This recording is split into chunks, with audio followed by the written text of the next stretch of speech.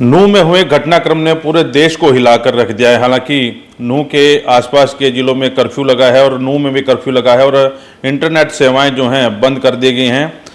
प्रत्यक्षदर्शी मेरे साथ है, करंस गांव से हैं संजय नरवाल। और जब ये वहां पर पहुंचे क्या मंजर था, और इन्हीं से बातचीत करते हैं, क्योंकि जो वीडियो सामने आ रही है उस वीडियो को देखकर भी दिल दहला जा रहा है। एम्बुलेंस जो है वो फूकी जा रही हैं, बसें जो हैं फूकी जा रही हैं, कारें जो हैं वो फूकी जा रही हैं और पत्थर बरसाए जा रहे हैं। ऐसी वीडियो जो है सोशल मीडिया के जरिए सामने आ रही है। हालांकि पुलिस प्रशासन बार बार अपील कर रहा है कि सोशल मीडिया में ऐसी कोई वीडियो ना फैलाएं जिससे जो है दंगा भड़क सके, और उनके खिलाफ कार्रवाई करने की बात जो है वो भी कही जा रही है।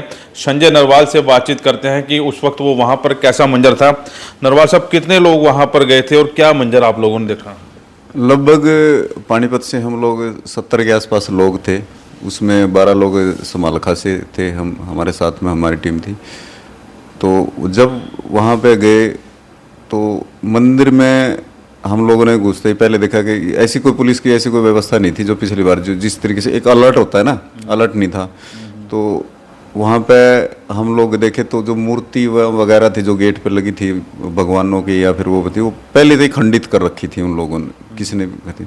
अंदर गए तो अच्छे तरीके से दर्शन हुए। वहाँ जो मंदिर की व्यवस्था थी ना, बहुत बढ़िया व्यवस्था थी, उन लोगों ने अच्छे तरीके से दर्शन कराए। और हमारे जो विश्व हिंदू परिषद के जिलाध्यक्ष हैं उन्होंने दर्शन कराए, जल लिया था, जल चढ़वाया। अच्छे तरीके से उन्होंने उनके बारे में थोड़ा समझाया भी कि ये जो नल्लड़ का मंदिर है इसकी क्या खासियत है। तो उसके बाद हमारा दूसरा पड़ाव था, हम लोगों ने अलग दूसरे मंदिर में जाना था। तो उन्होंने कहा भी आप निमट के जल्दी वहाँ चलो, क्योंकि फिर शाम को वापस भी जाना और 3 जगह करना होगा, और जाम लग गया आगे तो फिर ज़्यादा समय लग जाएगा, जाम लग जाता है। ठीक है सर।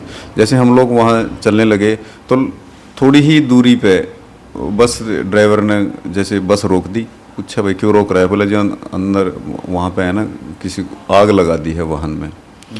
तो हम लोगों ने देखा भाई क्या हो गया। जब तक दिमाग में ये बात नहीं थी कि वो किसी तरह का बलवा वहाँ हो रहा है, भाई आग क्यों लगा दी, किसने लगा दी देखो। तो उतर के हम लोग गए वहाँ पे, देखा तो इस तरीके से सी आकार में वहाँ 100-150 लोगों ने वो घेर रखा था वहाँ पे वाहनों को, और वो घरों पे भी चढ़े हुए थे, वहाँ से पत्थर थे, बैग टांग रखे थे बाकायदा हम लोगों ने, बैगों में पत्थर थे।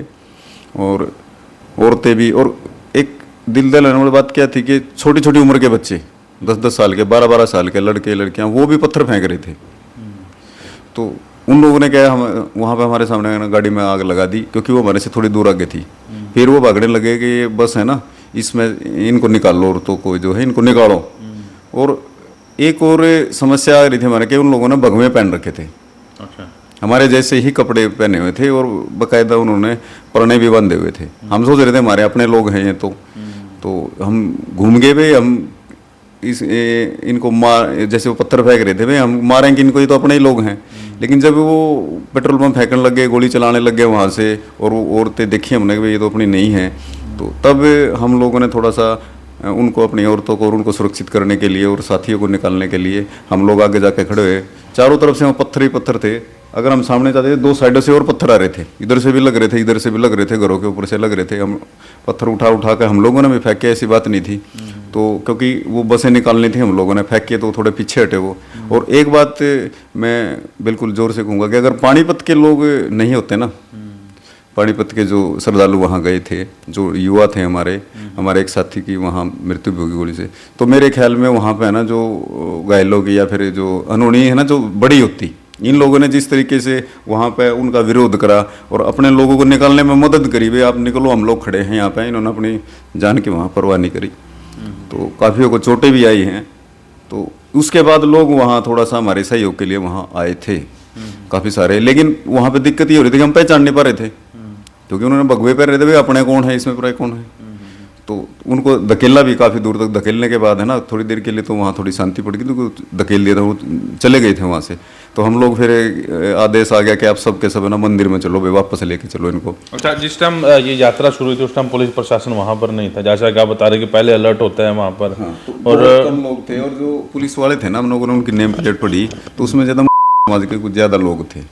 अच्छा, उसमें दूसरे समाज? हाँ, वो लोग ज़्यादा थे वहाँ पे। बाकी मंदिर व्यवस्था में कोई दिक्कत नहीं थी, वो अपने तरीके से वो ठीक थे। और जब वहाँ आए हम दोबारा, मंदिर में आने के लिए, तो वहाँ कोई पुलिस वाला हमने नहीं मिला। मंदिर में कोई पुलिस वाला नहीं था, वो भाग वापस चले गए थे। एक दो सड़क पे तो हम लोगों ने मिला, सड़क पे इधर उधर खड़े थे वो, लेकिन मंदिर में कोई। अच्छा, आपके सामने गाड़ियाँ फूकी गई, आपके सामने पत्थरबाजी होती रही? हमारे सामने पत्थरबाजी हुई, गोलियां चली हैं, उन्होंने खूब पेट्रोल पंप उन्होंने इस तरीके से, वो एक महिला तो औरत उसके ऊपर खड़ी होकर छत पे जैसे बैग टांग रखा था, उसमें वो पत्थर डाल रही थी, क्या ऊपर से फेंक रही थी। इस तरीके से उन सिस्टम हो रहा था कि उन्होंने पहले ही तैयारी कर रखी है कि वो लोग आएंगे और उनको घेरना, और 3 तरफ से घेर रहे थे। सामने हम जा रहे थे तो तीनों तरफ से उन्होंने ऐसे घेर रखा था उन लोगों को, अगर एक बंदा जाता है ना तो तीनों तरफ से उस पर वार हो रहे थे। अच्छा, हाँ जी। तो पुलिस कितने देर बाद वहाँ पर पहुंची, और जब तक पहुंची तब तक ज़्यादा नुकसान हो चुका था? हाँ, वहाँ काफ़ी सारे बसें और वो जला दी गई थी। हम लोग जब मंदिर में गए तो लगभग 1.5-2 घंटे के आसपास के बाद ही पुलिस वाले वहाँ पहुँचे थे। अच्छा। हाँ, वैसे खबरें तो आती रही कि भाई वो आ रहे हैं, वहाँ पे पहुँच रहे हैं, पुलिस फोर्स आ रही है, लेकिन तब तक वो लोग है ना, हम देख रहे थे कि मंदिर को चारों तरफ से उन लोगों ने घेर लिया था। पहाड़ियाँ थी तीनों तरफ, ऊपर भी चढ़ गए थे वो लोग, वहाँ ऊपर चढ़ के आ रहे थे। और उन लोगों ने भी ऐसे ही कपड़े पहन रखे थे, भगवान परना लगा रखे थे। हम सोच रहे हमारे ही लोग हैं, यहाँ ऊपर चढ़ के देख रहे हैं सुरक्षा की दृष्टि से, और इधर उधर कोई 100-150 की टोली बना के बैठे थे, उधर लोग इंतजार कर रहे थे। तो हम लोगों ने भी थोड़ी सुरक्षा की दृष्टि से अपना जो पत्थर वगैरह वहाँ इकट्ठे कर लिए, भाई अगर कोई मंदिर की तरफ आओ अपनी सुरक्षा के लिए हम भी कुछ करेंगे। और बहुत सारे साथी वहाँ जुट गए थे उस टाइम, तो कि भाई हम लोगों ने देखा जाएगा तो जो कुछ होगा होगा। अच्छा, ये किसके नेतृत्व में आप लोग गए थे, फिर आपकी बात हुई उनसे? तो जैसे पुनीत बत्रा जी हैं हमारे जो मंत्री हैं विश्व हिंदू परिषद के, भाटिया जी हैं अध्यक्ष हैं, तो एक कार्यक्रम था ये वहाँ पे कि भाई हम लोग दर्शन करेंगे, बहुत अच्छी जगह है, तीनों जगह जाएंगे। उनके बारे में 1-2 बैठक भी हुई थी, उन्होंने समझाया भी था कि बहुत अच्छी चीज़ है। तो हम लोग वहाँ गए थे। पुनीत बत्रा जी को कोई पता नहीं क्या काम या नहीं था, वो वापस आ गए थे हमें छोड़ कर। लेकिन बाकी जो सहयोगी थे जितने थे, उनका जो है सहयोग अच्छा था, बिल्कुल बढ़िया सहयोग था, वो हमारे साथ डटे रहे वहाँ पर। जब ये घटनाक्रम हुआ, संजय भाटिया जी आप बता रहे हैं, उनसे बातचीत हुई? हाँ, हम लोग उनको फ़ोन करे थे, वो फ़ोन ही नहीं रिसीव कर रहे थे। बैल जा रही थी, पहले उन्होंने काट दिया, फिर 1-2 बार करा। जबकि एक बात और ख़ास वहाँ नज़र आई कि एक और साथी था हमारा, मैंने कहा भाई तू फ़ोन कर, उसने फ़ोन करा, उसका फ़ोन उठा लिया, क्योंकि वो उसका जानने वाला था, भाटिया का जानने वाला था, अक्सर उनके साथ हो रहता था, उसका फ़ोन उठा लिया। हम साथ में बैठे हैं, हमारा फ़ोन नहीं उठाया उसने। फिर बात करी उन लोगों ने अपनी भाषा में, वो क्या बात कर रहे थे, उसके बाद फिर आ गया। तो जिस वक्त उस लड़के को वहाँ गोली लगी अपने पानीपत अभिषेक को, तो उस वक्त फिर मैं उसको फ़ोन करने लगा, बेल जा रही थी, लेकिन भाटिया जी फिर भी नहीं उठा रहे थे। लेकिन उसके तुरंत बाद जब उस बंदे ने ही फ़ोन कराया तो फिर फ़ोन उठा लिया उसने। अच्छा। तो हमने सोचा भाई हमारी तो कीमत ही नहीं है, भाटिया के लिए तो उसकी जो है अपने लोग और अपना ग्रुप ही सब कुछ है। तो निराश तो हो रहे थे, क्योंकि सब लोग कह रहे थे भाई फ़ोन तो करो, सांसद कहाँ चला गया, कोई MLA है उसको करो। जब जो भी आगे नाम आ रहा था हम उसी को फ़ोन कर रहे थे। तो उन्होंने उस टाइम थोड़ा था, फिर हम लोगों ने उस बात को दबाया भी अभी कुछ नहीं है, शायद वो बिजी हो, कुछ काम कर रहे हो, फ़ोन इसलिए न उठा रहे हो। लेकिन एक निराशा जरूर हम लोगों के हुई कि हम लोग वहाँ मर रहे हैं, लेकिन वो नहीं था। बत्रा जी का भी हमारे पास को फ़ोन नहीं आया। वो पानीपत के अगर किसी को व्यक्ति को फ़ोन करा तो करा है, लेकिन हमारे पास फ़ोन नहीं आया। जबकि मैं समालखा का मंत्री का मेरा दायित्व है, मेरे साथ लोग भी थे, उन्होंने मुझे भी थोड़ा धैर्य बनाना चाहिए। पुनीत बत्रा जी भी कह रहे हैं आपको छोड़ के चले गए, आपको? हाँ, वो भी चले गए थे छोड़ कर वहाँ से। हमारे में इतनी निराशा हो गई थी कि भाई मतलब पूछो मत, क्योंकि वहाँ ना तो पानी था पीने को इतना, ना ही वहाँ खाने की कोई व्यवस्था थी। और उस टाइम बच्चे भी रो रहे थे सारे के सारे, महिलाएं भी डरी हुई थी, सब कुछ डरे हुए थे।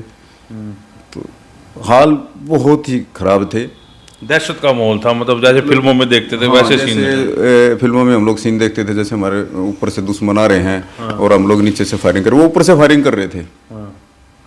हम लोग बिल्कुल भी मतलब ये महसूस नहीं कर रहे थे, पता नहीं किस वक्त कौन सी गोली आ जाए, अंदर घुस जाए किसके, या फिर बाकी जो बाद में जो अपनी भारतीय जी आई पुलिस वाली, तो हमारे को थोड़ा सा उन्होंने आश्वासन किया, आप चिंता मत करो।